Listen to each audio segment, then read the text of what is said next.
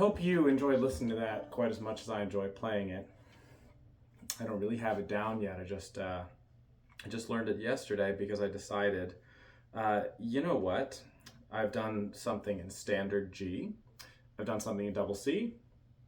Let's do something in open D as well. So that's what we're in today, open D tuning, which we'll talk about later. Now, the tune that I just played is called Dusty Trail by probably my favorite banjo player, Jens Kruger. It's an absolutely gorgeous tune from the Up 18 North album. There's some wonderful, wonderful music on there, Carolina in the Fall, Drought and Shower, etc. Just absolutely wonderful music.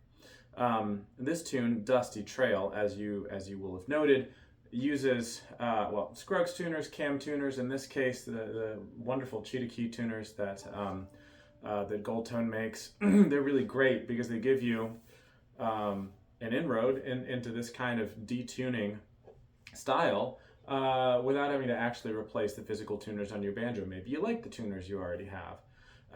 Maybe you actually like this interface better. So this is operated, you sort of set the positive stops by either turning these extensions with your fingers or using an Allen wrench. Either way, but you can see all it does is mount right on the headstock or peg head and intercepts the second and third strings using these little posts, which are precisely what the extra knobs turn or move, rather, these posts.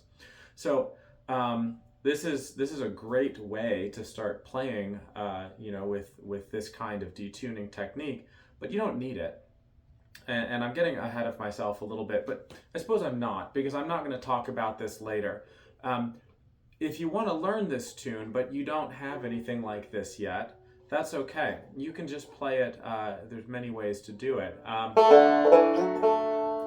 You can just slide in the beginning of the tune, and then you can slide. So that's one way to do it, right? Or you could hammer on the second string. Lots and lots of ways of doing it. I'm not going to tab any of those out. It might be fun for you to play around and find them yourself. In fact, I'm not convinced that I'm actually going to tab out this tune either. And if you really, really want to learn it, leave a comment and say so, and I'll finish tabbing it out, and that'll be great. Which may lead you to ask, well, Sam, what is the point of today's video if it's not this tune, Dusty Trail? Well, it's something a little bit smaller in scope than Dusty Trail. It's one lick in particular from Dusty Trail, which is a lovely lick, and you'll have heard it by now. That lick, and its various extensions. So there's one. Or another one. And there are many other things you can do with this lick. So you could take this lick, as we discussed in our commentary video.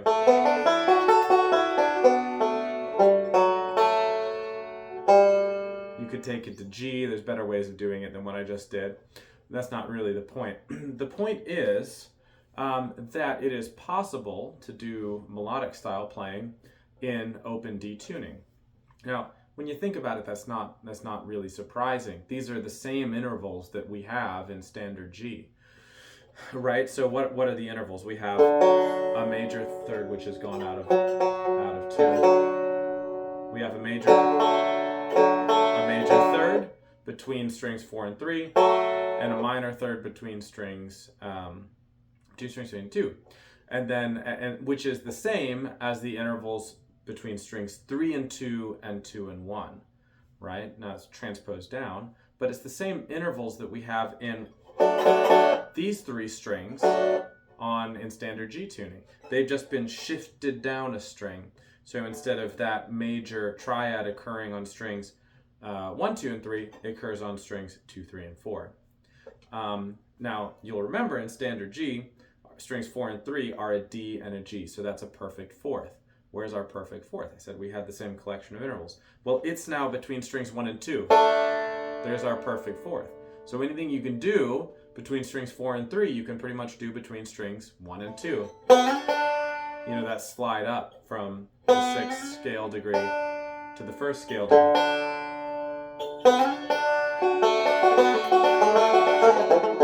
Something like that, right?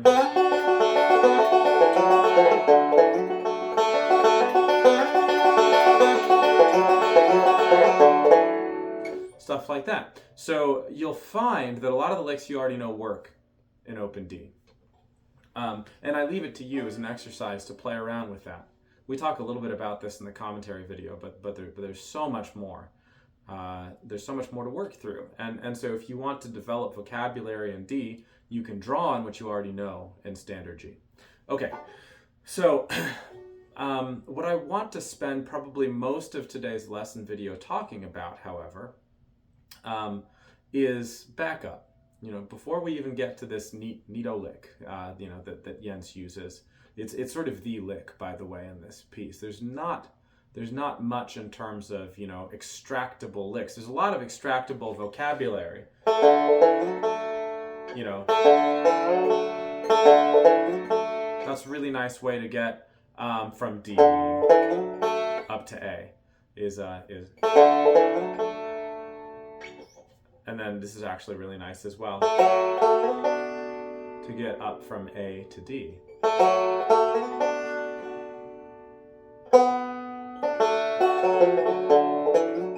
So each one of those 3 little things I just played, and then that, are wonderful little pieces of vocabulary that you can add to your your treasury of ways that you can play melodies. This is also really nice, what comes next. So what is that? That is 1st fret, 3rd string, 2nd fret, 1st string. Backwards roll. And then a forwards, so that's backwards roll strings 1, 2, and 3. And then a forward roll on strings 5, 2, and 1.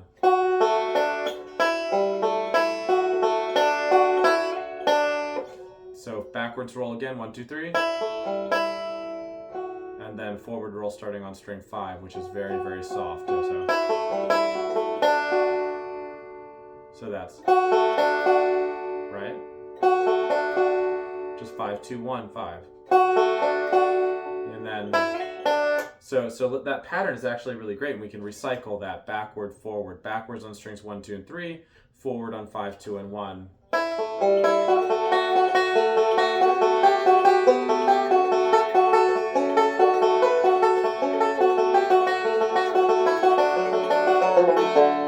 It's a really great little pattern, and you see that it adds syncopations because I'm emphasizing the middle finger. All right, so when Jens does it in his piece Dusty Trail, the melody's in the middle finger, so we get 1, 2, 3, 1. So 1, 2, 3, 4, 1, 2, 3, 4. 1, 2, 3, 4, 1, 2, 3, 4. So 1, 4, and 3 are the stress points there because these rolls have 3 notes, really. So that's a neat effect, and it's a really easy roll to play. It's very natural. So there's a lot that can be extracted from this tune, Dusty Trail, and taken away with you. But we're trying to become complete banjo players. This is a phrase. This is almost a mantra, really, that my teacher, Christian Scott Benson, emphasizes in her teaching. And really, one of maybe the most important thing we mean by that is that our goal, our job, is not just to learn tunes. If by learn tunes we mean learn a break to a tune, that's not enough. That's maybe, sufficient if you're just going to sit at home and play tunes to yourself. But if you're ever going to play with anyone else in a jam or a band, most of what you're doing is going to be backup. And so you have to pay your dues. You have to do your due diligence. When you learn a tune, learn to back that tune up. After a little bit of this, and particularly if you're playing a lot of tunes in standard G with chords G, C, and D, you really won't have to invest time with a new piece learning to play backup for it because the patterns will repeat. In this case, if you haven't played in D before, well, first of all, I recommend you go learn Rubin first. Reuben is probably the first tune you should learn in D. You should learn Earl Scruggs' version of Reuben. But after you've come back from that, I want you not just to focus on learning tunes, but we need to know how to back up in D tuning. Yeah. Otherwise, what is it all for? You get your 15 seconds of glory, and then the band's like, where'd the banjo player go? So it can be done, and it can be done in an interesting way using really the same patterns that I taught on day one, that I've inherited from Kristen Scott Benson, that really just represent kind of standard ways of playing backup in G. We're just going to take those and we're going to apply that algorithm that generates backup almost automatically as a matter of course, and we're going to apply it to D. Now we're going to have to make some changes because our strings are different. And so here we go. Let's start with the D chord. All right, so that's the 1 chord in D. Now, if you remember how the system works, there's 3 elements. There's 3 elements to any atomic piece of backup. Right? So let's say you're backing up a D chord for 2 bars. You need to know 3 things. You need to know what the long note at the beginning is, which is going to be the root of the chord. You need to know what forward roll you're going to continue with. And you need to know what reversal you're going to use, what transition back to, either to the next chord or back to the same root. Let me exemplify that really quickly. So let's say we are backing up a D chord. We're going to play this D on the open 4th string. We're going to continue with this forward roll, which is going to be strings 5, 2, 1. So we'll play through that forward roll 3 times. 1, 2, 3, and then we're going to end with 1, as if we're going to start a 4th time through the forward roll, but instead we're going to play a reversal. We're going to play a backwards roll from that note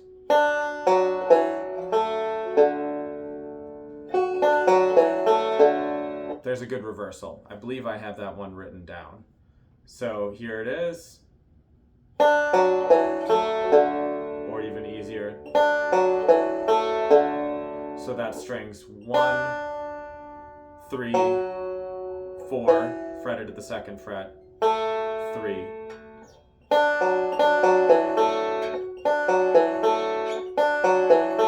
So let's put that all together. Sorry.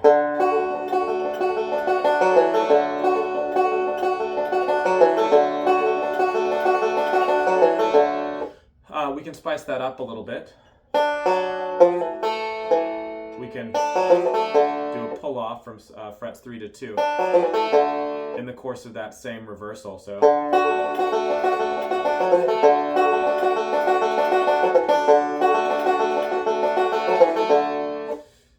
bad pull offs, I apologize for that. And we could also slide up from 2 to 3.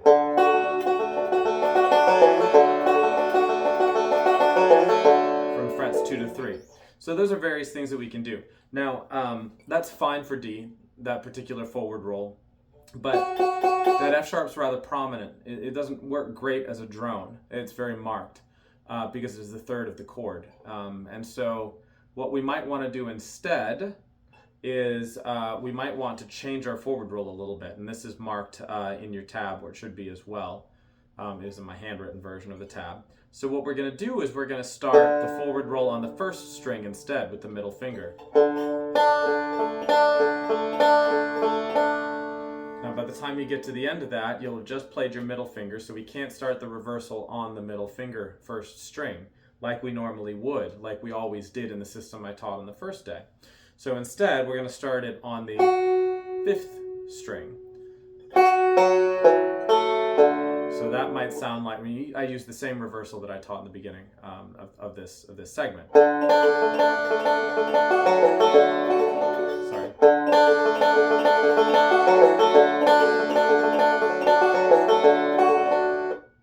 I keep going back to the original version, but that's the that's the other way of playing this forward roll, and that's nice because now we're just using the 5th and the octave, so we don't have a 3rd in there. And this is really key to getting a driving sound on the banjo. The fewer notes that are not a fifth and an octave, the better, the more drive you get, right? If you start adding thirds or worths, other chord extensions, the drive starts to disappear, even as color and maybe you might say beauty is added. And so that brings us to the G chord. What do we do over a G chord? And in fact, how do we get to a G chord? First, let's talk about what we do over a G chord. So our G is going to be first fret of the third string. So there's our G. And if you want to complete the chord, you'll find a B at the second fret of the second string, and then your D is just going to be your first string open. So there's an out of tune G chord. I apologize, I didn't tune before I started this video. So what are we going to do with that? We're going to play the G. In our forward roll, if we use the same forward roll that we started with, would be 5, 2, 1, right? So that's one way that we could do it. So let's try that.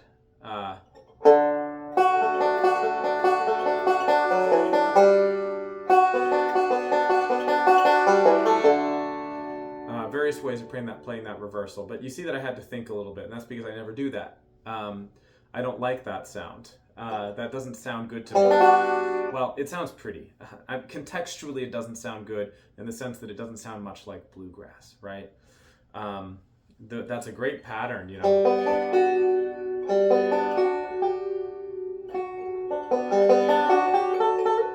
There's lots of pretty things you might be able to do with that, but it's not really going to work, I think, if you're trying to back up a band in a bluegrass context or setting. So we're going to alter the forward roll in the same way that we did with the D chord, which is we're going to use just strings 1, 2, and 3. So we play our root note, and then we're going to start the forward roll, middle finger first string, with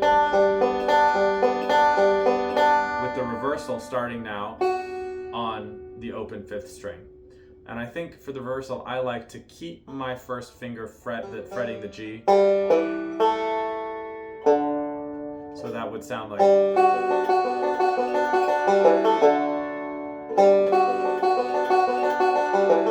Sorry. Right? And we can do all the things that we normally do over that. An unsuccessful pull off there. There you go. So how do we get to that G chord? You notice I didn't really talk much about that. So if you recall from the first lesson video that I recorded, day 4, these reversals are peculiar to each chord pair or each chord sequence. So D to D, D into D is going to require a particular reversal, which we've already talked about. There's our reversal. We're going to have another reversal now for getting from D to G. And there's many, many ways you can do this, and I encourage you to explore them. But the one that I'm going to prefer is... why? Because that's exactly the same as one of the reversals that I taught on Lick Day 4. It's a common way of getting from G to C, and hence from the 1 to 4. So here that might sound like. So that's going to be 5th string, 3rd string open, 1st string open, 3rd string open, and to the G. You see we sort of encircled it with an F sharp and an A. So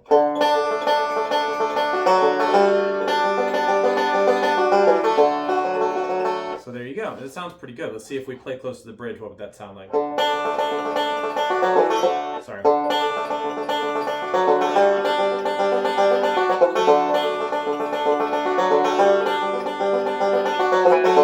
A little bit D heavy, a little bit heavy on that 1st string. And so if you want, you have the option, right, of occasionally playing the roll pattern with the 5th string. So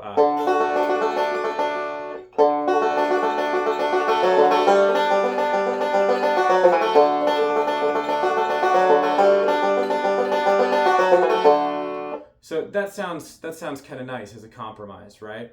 And again, you'll see I'm not really used to playing any of this stuff. I don't often play in D. This is an exercise I've set for myself, right? Also, I'm feeling really terrible today. I'm getting sick. So there you go. Now we can go D to D. We can do D to G. We can do G to D.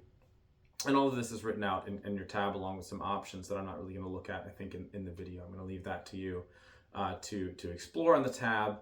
And then I want you to push further and keep playing with this and seeing if you can come up with even more ways. You know, for instance, one of the things that we like to do when we're going from G to C, from one of the 4-chord in standard D, is we like to tonicize the C, to tonicize the 4-chord. And we do that typically, and I taught this on the 4th day, by fretting what would in standard G be an F natural, which is the 3rd fret of the 4th string, and then bending up to the C. So essentially we're preempting the C, we're presaging rather the C by playing an F natural instead of an F sharp. That F natural is borrowed from the key of C, so this is sort of called tonicization. Where we borrow from the key that we're targeting, that we're heading towards, or we borrow from the key of the chord that we're heading towards. So in this case, we're going to a G chord, which is the 4 of D.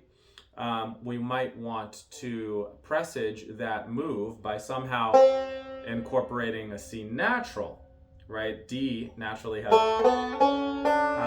a C sharp. So you can see that if we manage to incorporate a C natural, it makes it really emphasizes that G. So I'm not sure what such a lick would look like. Let's see. Just something simple like that, or something like that. I mean, there's better ways of doing this that are going to involve more idiomatic right-hand patterns, but this is for you to figure out. Well, and me, well, as well after the fact, right? We all have a lot of play to do, I think, with this tuning in order to get familiar with backup in it. So that's that. Now for A, I'm not going to talk about transitions here because they're written down, but I want you to note that I think the most convincing way of getting to A is going to probably involve walking up. And so because of that reason, but also just because of the roll patterns involved, it's going to be most natural to play the A when we're rolling back up on the 3rd fret of the 3rd string. That's just because it gives us a lot more options for our right hand. We really want to at least have these top 3 strings to roll on with the root being in the bottom of the roll if we can at all do that. So what might that sound like?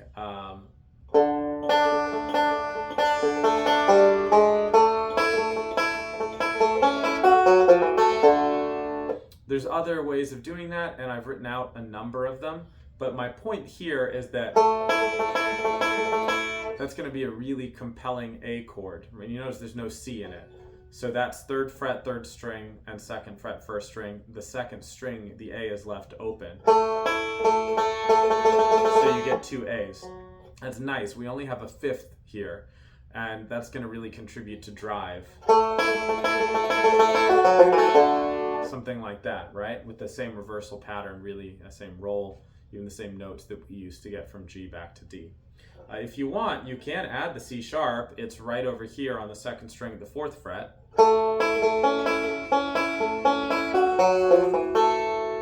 That's fine. Maybe you just add it at the end of the roll pattern, like I did a little bit earlier. So there's some thoughts, there's some ideas.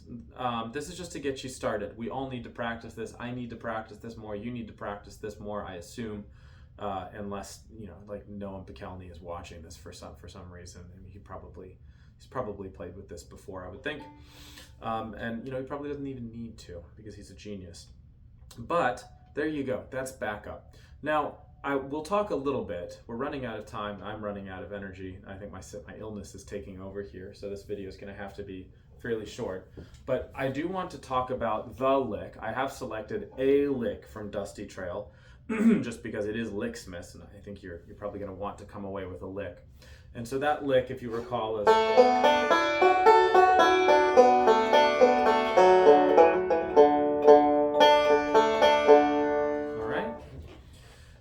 again.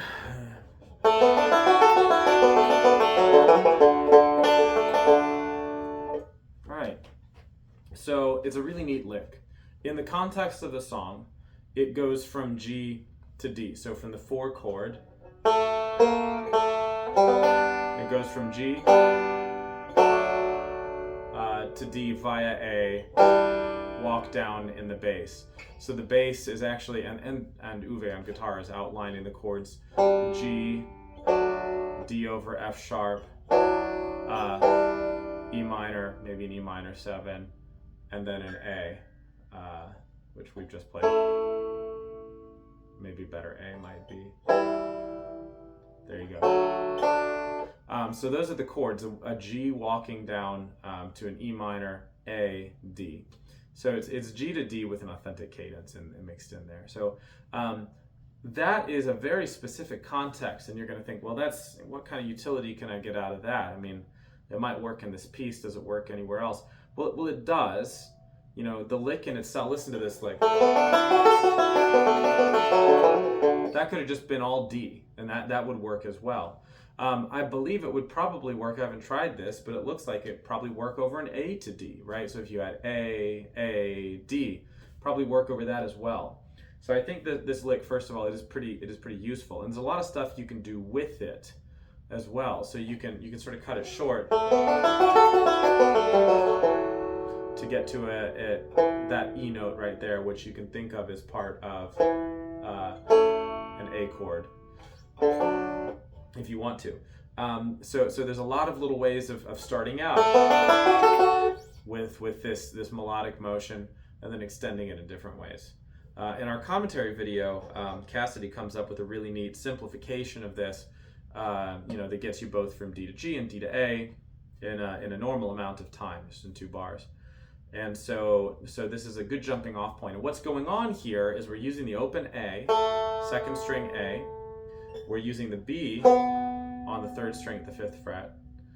And then we're using the D, which is open 1st string, the E at the 7th fret of the 2nd string, the F sharp on the open 5th string, and then we're grabbing this A if we want to continue up, to the 5th, the A on the 1st string.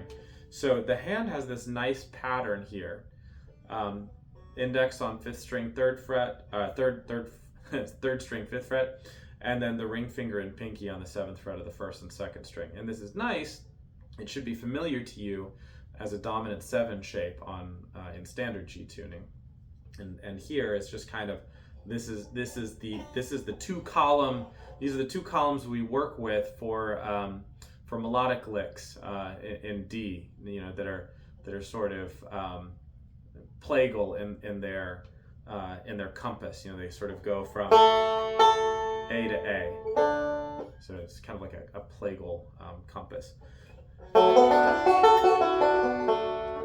And you can extend these further up, and Cassidy actually talks about that a little bit in the commentary video. Melodic style is a little bit, is actually sort of possible down here as well.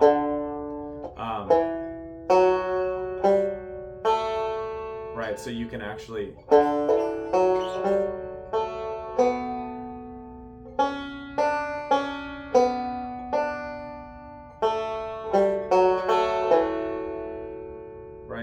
so that's going to involve, probably, if you want to play a whole scale, which I haven't done before, maybe hammer on to get that E. The F sharp's open 3rd string. There's a G on the 4th string, 5th fret. A is open 2nd string, and then we just learned there's a B on the 5th fret of the 3rd string.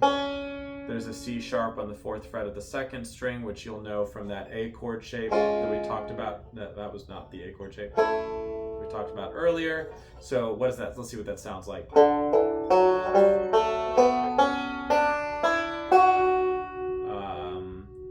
Can we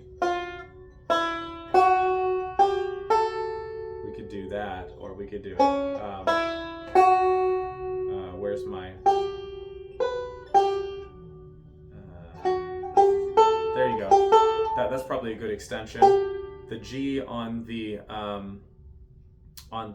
13th fret of the 3rd string, and the A on the 12th fret of the 12th string. So let's see.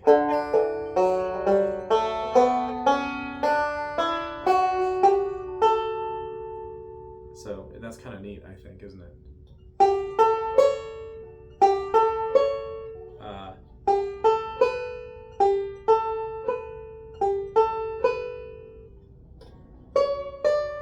It's probably a good extension, a continuation of that, but I'm struggling to find it at the moment.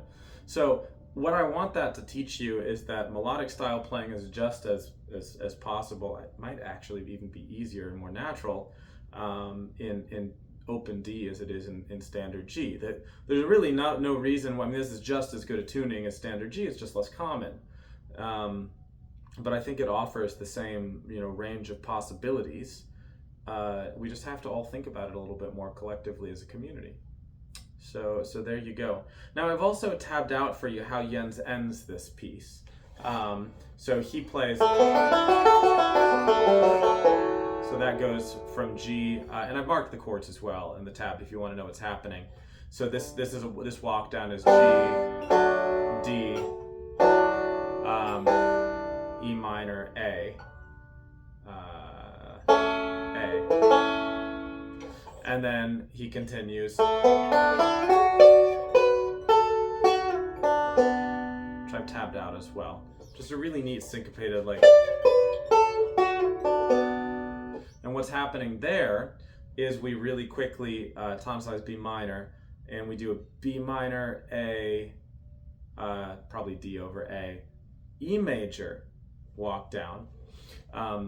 And I wish I had a guitar here to kind of demonstrate these chord changes as well. They're really nice. And then finally we have, so there's a great pattern, by the way, right? And I believe he actually plays that over G, but I'm not sure. And then here's a neat pattern. So what is this? What is this?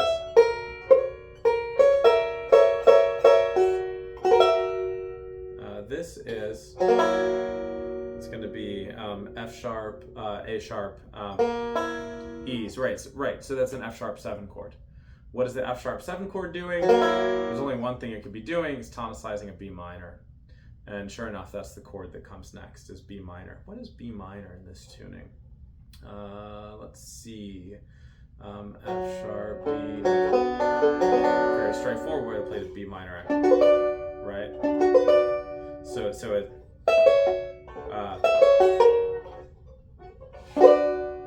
that's what comes next. Can you hear that?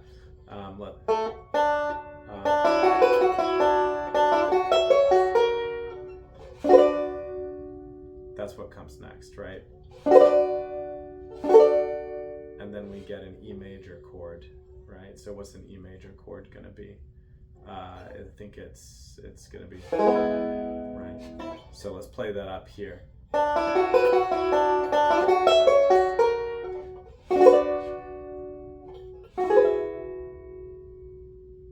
And then and with that E major, we're just going to let that sort of sink back, and it's really E over G sharp. We're going to let that sink back into G chord. And then the A to finish it. So that's the chord progression. I apologize, I struggle to play those chords for you because I'm not used to playing chords in open D. So let's hear that all together.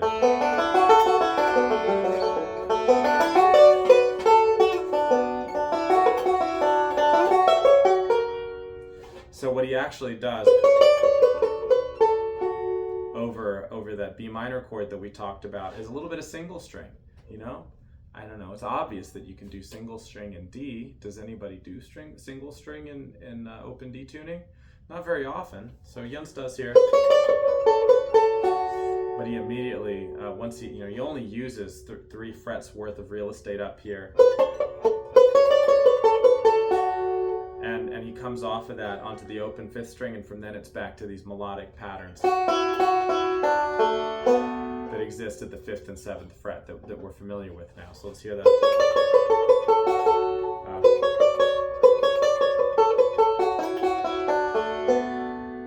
Right, so it's really lovely gesture. And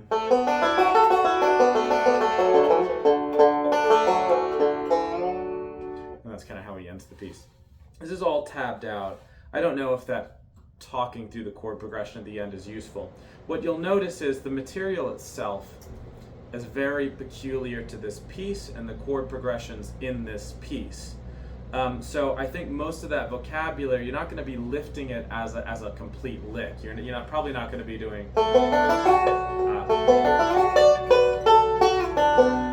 because that's only going to work over a very narrow range of chords. But the fact that there is this melodic pattern that exists here at the 5th and 7th fret that a lot of this vocabulary is being built from is super useful. This shape, maybe not very useful. How often are we going to be playing an F-sharp 7 chord in open D? I don't know. Maybe occasionally. Maybe if you're a composer, it's good to know that this exists. But what you really need to take note of is this shape, and also the roll pattern that we're using, which is 1, 5, 3, 2. Those are strings. 1, 5, 3, 2. So that's F sharp, major or dominant 7. Sure, but this is E dominant 7, which is maybe a lot more useful, arguably, or even.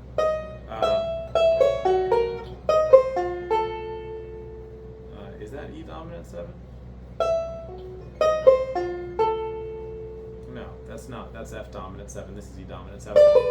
Because of course the 7 is the note on top. That D right there. So if we wanted, it's not going to work for A, but it will work for really anything where we can get our, actually it'll work here. Right? So what is that one? Well, that's an A, and so that's gonna be a B7, right? So we can get anything from like a B7 up to however high you want to go. It becomes a little bit less useful here because you have to prepare it, right? But the point is that's a dominant 7 shape, kind of neat. What other shapes exist, right? Work that out for yourself. That's one particular inversion of dominant 7, where the root is on the 3rd string. The root's on the 3rd string. And so are there other inversions that actually make it easy to play, the whole range of dominant 7s that we want maybe in this little space of the neck here? That's for you to figure out. So this video, rambling as it is really your encouragement to play around in open D tuning and to try to make yourself feel as at home in it as you are in standard D by focusing not just on learning the few tunes that exist in open D tuning, like Rubin and Nashville Blues and Earl Scruggs' version of John Henry, maybe Dusty Trail. There might be a couple of Bela tunes in open D. But the point is there's not a lot of tunes available, but also becoming familiar with backup, also becoming familiar with where the intervals are, and beginning to try to take licks and patterns that in standard G and transposing them, so to speak, over to open D. So that's my encouragement to you today. I hope you got something out of this. Enjoy the tab, and again, if you would like to learn Dusty Trail and you want me to tab it out in its entirety, I can do that as well. And maybe even make a video actually teaching how to play it. Why not? All right? Happy Licksmas, and thanks for sticking with us through all 12 days.